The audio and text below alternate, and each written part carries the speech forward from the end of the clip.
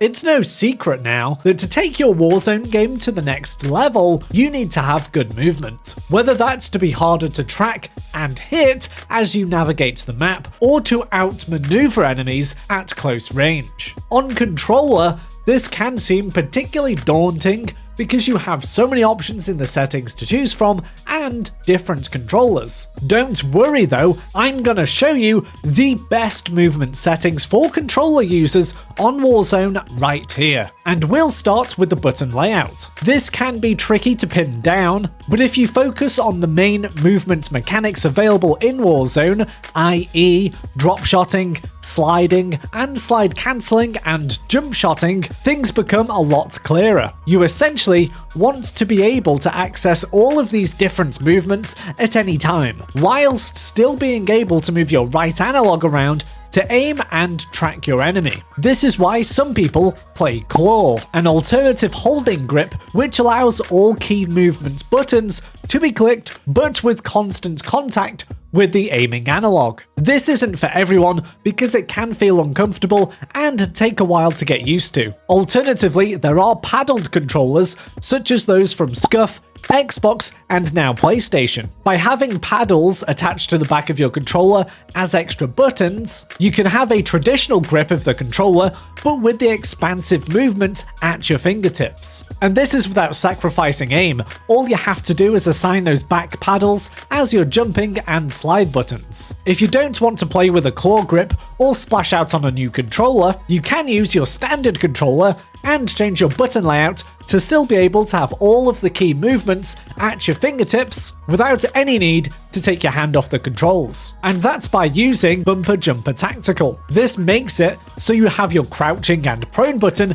as your right analog when it's clicked in, and your jump button as your left bumper. Again, this can take a little bit of getting used to, but it is definitely worth it to improve your movements massively in Warzone and be able to do those more advanced movement mechanics with ease and without sacrificing your aim. I do have a video on how to optimize your slide cancelling in Warzone, and it's using this button layout. So if you do want to see that, you can click the top right corner now or follow the link in the description. Now, as we move along to sensitivity, you want this as high as you can go without missing your shots. A higher sensitivity just means you'll move a little quicker and be able to check corners and angles quicker before moving on. This doesn't necessarily mean whack it straight up to 20 though, you still want some control. Between 6 and 9 is a sweet spot for most people, but it can depend on your field of view as well. A good way to train yourself to a higher sensitivity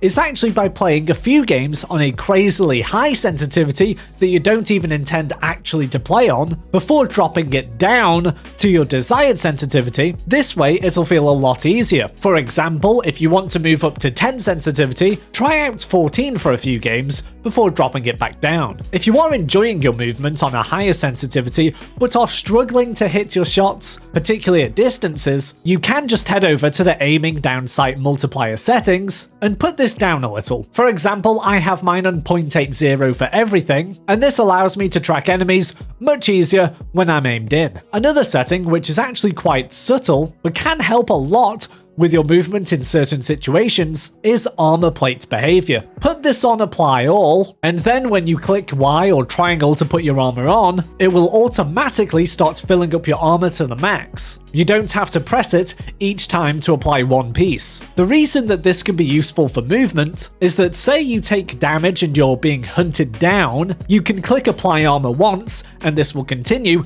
freeing up your fingers and thumbs so you can have the most control over your movements possible whilst getting away. Okay, now we go down to some settings that Call of Duty actually refers to as movement settings. Here we have slide behavior, which you should have on tap, meaning you can slide and slide cancel a lot quicker and more frequently. Next, we have settings for automatic sprint. Without a doubt, you want this on automatic tactical sprint. This means that when you move forward with your analog, you go straight into a guns up fast movement tactical sprint. This gets me out of so many bad situations where I get caught off guard and get shot. If you haven't used this setting already, it can feel a little strange, but it's so worth going through that working it out period. Mixing all these settings together gives you the best chance at leveling up your game in Warzone. And if you want your weapons to be leveled up to the max as fast as possible too, head over to this video.